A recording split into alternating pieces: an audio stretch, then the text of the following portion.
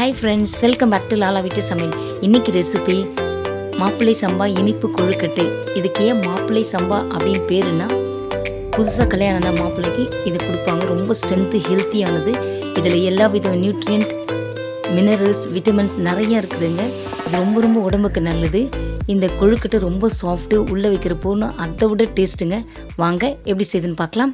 அதுக்கு ஒரு முழு தேங்காவை துருவி வச்சுருக்கேங்க. நாட்டு சர்க்கரை எடுத்து வச்சுருக்கேன். அப்புறம் திராட்சை எடுத்து வச்சுருக்கேன். அப்புறம் முந்திரி அந்த வேர்க்கடலை எடுத்து வச்சுருக்கேங்க. அவ்வளோதான். 100 கிராம்ஸ் நெய் எடுத்து வச்சுருக்கேன். அவ்வளோதாங்க இதுக்கு தேவையானது பூரணத்துக்கு. இப்போ முந்திரியும் வேர்க்கடலையும் ஒன்றும் பாதியமாக அரைச்சிக்கலாங்க. அதாவது ஒரு பல்ஸ் மோடில் வச்சு அரைச்சிங்க. இந்த மாதிரி ஒரு பேனில் ஒரு டேபிள் ஸ்பூன் கீ ஆட் பண்ணி தேங்காவை நல்லா ரோஸ்ட் பண்ணிக்கோங்க. ஈரம் பதம் போகிற வரையும் நல்லா ரோஸ்ட் பண்ணிடலாம். இப்போது நட்ஸ் ஆட் பண்ணிடலாங்க. இதையும் நல்லா மிக்ஸ் பண்ணி நல்லா ட்ரை பண்ணுங்கள். அப்போ தான் பூர்ணம் கொஞ்சம் கெடாமல் இருக்கும். இப்போது நாட்டு சர்க்கரை 3 ஸ்பூன் எடுத்து வச்சுக்கிறேங்க. இதுவே போதுமானது தான் அந்த ஸ்வீட்டு. இதுவும் உங்களுக்கு பத்தலை அப்படின்னா இன்னொரு டேபிள் ஸ்பூன் ஆட் பண்ணிக்கலாம். ஸ்வீட் உங்களை பொறுத்து தாங்க. இதுவே ரொம்ப டேஸ்ட்டாக இருக்கும். கீ ஆட் பண்ணி நல்லா அந்த நாட்டு சர்க்கரை நல்லா மெல்ட் ஆகணும். அது வரையும் நல்லா நீங்கள் மிக்ஸ் பண்ணி விடுங்க. திராட்சை ஆட் பண்ணிக்கலாம். இது ஆப்ஷனல் தான். இது போட்டிங்கன்னா இன்னும் ரொம்ப நம்ம சாப்பிடும்போது டேஸ்ட்டாக இருக்கும். பாருங்கள், நல்லா மெல்ட் ஆகிடுச்சு. இப்போ நம்ம ஸ்டவ் ஆஃப் பண்ணிடலாம். ஒரு பேனில் 2 டேபிள் ஸ்பூன் கீ ஆட் பண்ணிவிட்டு மாப்பிள்ளை சம்பா ரெடி பண்ண அந்த மாவை நீங்கள் நல்லா ட்ரை ரோஸ்ட் பண்ணிக்கோங்க. ஒருத்தர் கேட்டாங்க, நீங்கள் இது வறுக்கணுமான்னு கேட்டாங்க. இது வறுத்திங்கனாக்கா நல்லா ஸ்மெல்லு நல்லாயிருக்கும், மனம் நல்லாயிருக்கும். அடுத்த நாள் வச்சா கூட கெடாமல் இருக்கும். அதுக்காக தான் இது ட்ரை ரோஸ்ட் பண்ணுறது. இப்போ நல்லா பண்ணியாச்சு. தண்ணி அடிச்சிடலாங்க. இந்த ஸ்டீமர் பாட்டில் தண்ணி கொதிக்கட்டும். மீன் டைம் ஒரு பவுலில் இந்த மாவை ஆட் பண்ணிக்கோங்க. இது எப்படி ஊற வச்சு காய வச்சு அரைக்குதுன்றதை வீடியோ போட்டிருக்கேன். அந்த லிங்க் கொடுக்குறேன், போய் பாருங்கள்.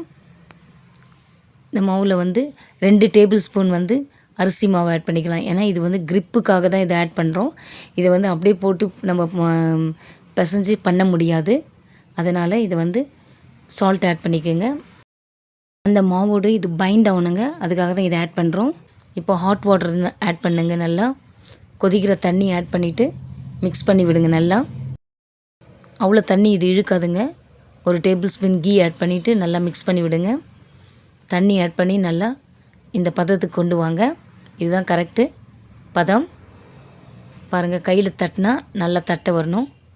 அந்த மாதிரி பதத்துக்கு கொண்டு வாங்க. அப்படி வரலைன்னா நீங்கள் அரிசி மாவு ஆட் பண்ணிக்கோங்க.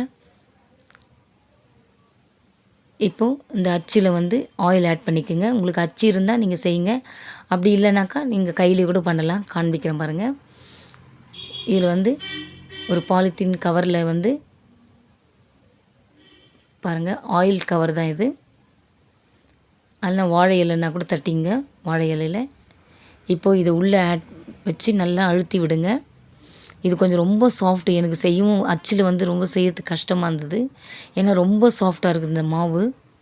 அரிசி மாவு மாதிரி கிடையாது, பச்சரிசி மாவு மாதிரி கிடையாது. இது ரொம்ப சாஃப்ட்டு.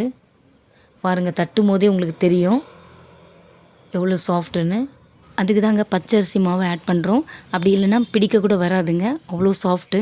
இது தட்டாமல் கூட அப்படியே கூட உள்ளே வச்சு கூட நீங்கள் தட்டிக்கலாம். காண்பிக்கிறேன் பாருங்க. இப்போ நல்லா குழி மாதிரி பண்ணிவிட்டு அதில் பூரணத்தை வச்சிடலாங்க. நம்ம ரெடி பண்ண பூரணத்தை வச்சுட்டு நல்லா க்ளோஸ் பண்ணிவிட்டு எக்ஸ்ட்ரா மாவெல்லாம் அப்படியே எடுத்துருங்க. நல்லா அழுத்துங்க. அழுத்துனிங்கன்னா நல்லா ப்ரெஸ் பண்ணிங்கன்னா எக்ஸ்ட்ரா மாவு வந்துடும். இப்போ பாருங்கள், அழகாக அச்சில் வந்துடுச்சு. ரொம்ப சாஃப்ட்டுங்க. ரொம்ப கேர்ஃபுல்லாக ஹேண்டில் பண்ணணும்.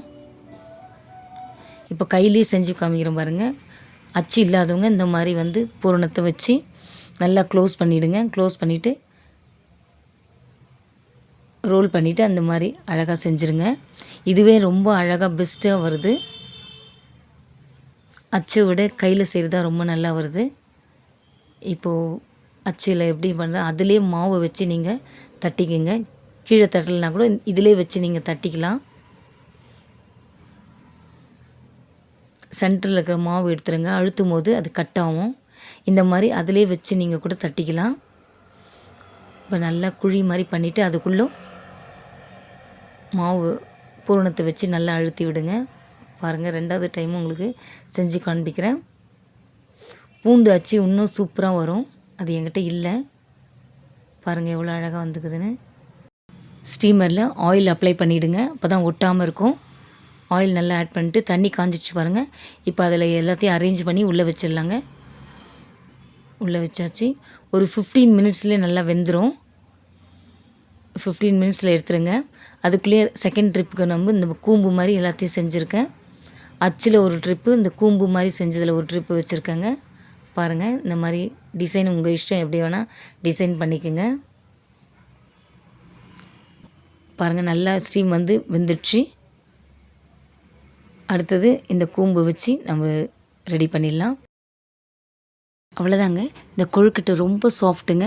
உள்ளே வைக்கிற பூரணம் ரொம்ப ரொம்ப டேஸ்ட்டு. இந்த வீடியோ பிடிச்சிருந்தால் லைக் பண்ணுங்கள், ஷேர் பண்ணுங்கள், சப்ஸ்கிரைப் பண்ணுங்கள். Thank you. God bless you all.